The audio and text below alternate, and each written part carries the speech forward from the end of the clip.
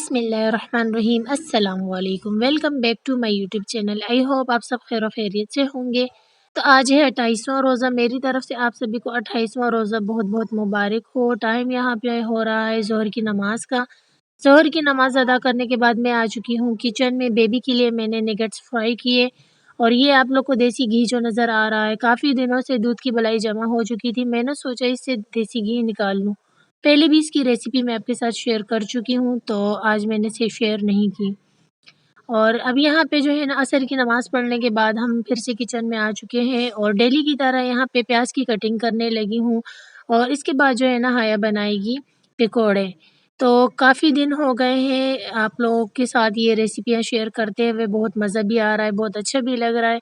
रमज़ान जाने वाले हैं तो बिल्कुल भी जो है ना, दिल नहीं चाह रहा कि रमज़ान जाए, दिल काफ़ी उदास है। तो यहाँ पे कल की जो चटनी हमारी बच गई थी, इसे हमने फ्रीज़र में रख लिया था। अभी इसमें दही और क्यूब शामिल कर लिए है चटनी की, तो इसे वापसी से हम रिपेयर कर लेंगे। और ये है हमारे पास पालक फ्रीज़ किया हुआ, इसे अच्छे से वॉश करने के बाद पकौड़े के बैटर में शामिल कर देंगे। तो पकौड़ों का बैटर जो है ना, हया रेडी कर रही है। और आज जो है ना, भाई लेकर आए हैं बीफ का गोश्त। घर पे बनेगा आलू और बीफ का सालन। तो बहुत ही मज़ेदार सा सालन बनाती है हया आलू गोश्त का। आगे चल के आपके साथ रेसिपी भी शेयर करूँगी। वो रेड वाला सालन हमें बहुत ज़्यादा पसंद है। सिंपल सी रेसिपी है, इंशाल्लाह आपके साथ ज़रूर शेयर करूँगी। तो हया यहाँ पे पकौड़ों का बैटर बना रही है और इसकी रेसिपी काफ़ी दफ़ा पहले भी आपके साथ शेयर कर चुकी हूँ।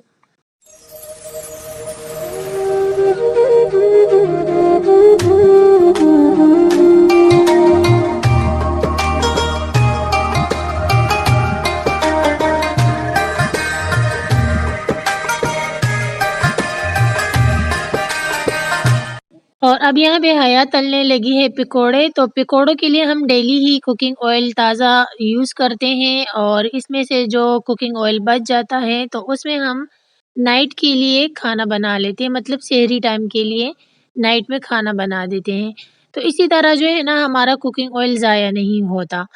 तो यही तरीका बेस्ट रहता है। मेरी सिस्टर है और बाकी भी काफ़ी ऐसे लोग हैं जो कि कुकिंग ऑयल को, एक ही कुकिंग ऑयल को कढ़ाई में डालते हैं और डेली इसको यूज़ करते हैं। उसे यूज़ करते-करते जो है ना, वो एकदम से ब्लैक हो जाता है।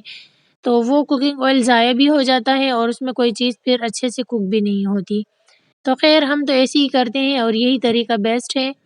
यहाँ पे जो है ना, पकौड़े रेडी हो चुके हैं, शरबत भी मैंने रेडी कर दिया है, चटनी भी रेडी हो चुकी है, दस्तरख़्वान लग चुका है। हमारे इफ्तार टाइम का शुक्र अल्हम्दुलिल्लाह, आज 28वां रोज़ा भी कंप्लीट हो चुका है।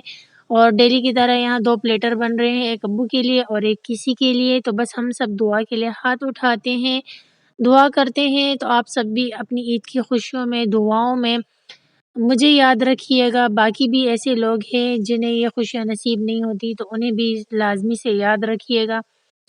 तो मगरिब की नमाज़ पढ़ने के बाद ये मैं आप लोग को दिखा रही हूँ, ये मैंने हया का येलो वाला सूट स्टिच कर लिया है। इस बार जो है ना, लेमन कलर का जो सूट है वो ज़ोया का भी है और हया का जो है ना, ये मैंगो वाला येलो कलर का है। इसे मैंने पहले ही स्टिच कर दिया है, ये देख सकते हैं। और अब जो है ना, पर्पल वाला सूट है, ये भी हया का है, अब मैं इसे भी स्टिच करूँगी। तो इफ्तार टाइम से पहले मैंने इसे जो है ना, इसका नेक बना लिया था, फिटिंग कर ली थी। बाकी जो है थोड़ा बहुत ये रह चुका है, अब इसको जो है ना, मैं स्टिच करके आप लोग को दिखा दूँगी। और इसके साथ जो मैं ये इसका दामन पे पट्टी लगाऊँगी, वो भी पर्पल कलर की है, लेकिन पता नहीं अभी जो है ना, कैमरे में मुझे ये ब्लू कलर की दिखाई दे रही है, ये वाली। हालाँकि ये ब्लू नहीं है, ये बिल्कुल जो है ना, इससे मैच करती हुई पर्पल है। शायद ये टिश्यू का कपड़ा है, इसलिए कैमरे में थोड़ा चेंज इसका कलर आ रहा है। तो ख़ैर, ये अब रूटीन मेरी शुरू हो जाएगी कपड़े सिलाई करने की। लेकिन इससे पहले मैंने मगरिब की नमाज़ पढ़ ली है और अब मैं सबक पढ़ूँगी, तस्बीहात पढ़ूँगी, टी टाइम होगा मेरा और उसके बाद जो है ना, फिर मैं कपड़े स्टिच कर लूँगी।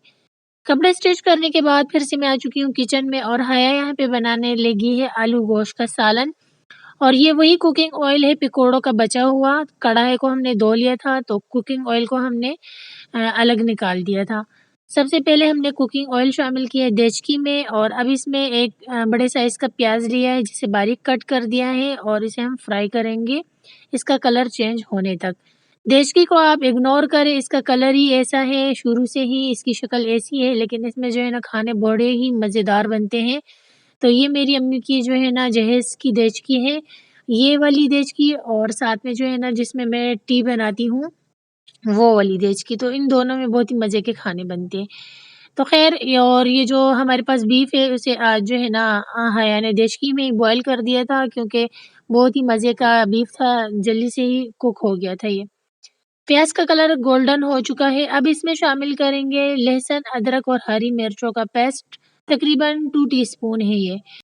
लहसुन अदरक का पेस्ट जब फ्राई हो जाएगा तो इसमें हम 2 अदद टमाटर शामिल करेंगे, मीडियम साइज़ की टमाटर जिसे हमने कूट लिया है, आप चाहें तो इसे ब्लेंड भी कर सकते हैं। और अब जो है ना टमाटर को अच्छे से हम कर देते हैं मिक्स और टमाटर को इतना मिक्स करके पकाना है कि ये सॉफ्ट हो जाए और जब टमाटर सॉफ्ट हो जाएँगे तो हम इसमें हल्दी पाउडर 1 टीस्पून शामिल कर देंगे, लाल मिर्चों का पाउडर 1 टीस्पून शामिल कर देंगे और नमक आप इसमें अपने टेस्ट के हिसाब से शामिल कर सकते हैं, लेकिन हम इसमें नमक 1 टीस्पून शामिल करेंगे। तो इसी तरह आलू गोश्त का रेड कलर वाला सालन बनता है जो कि सभी को बहुत ज़्यादा पसंद है, हमें भी बहुत पसंद है, हया बनाती है।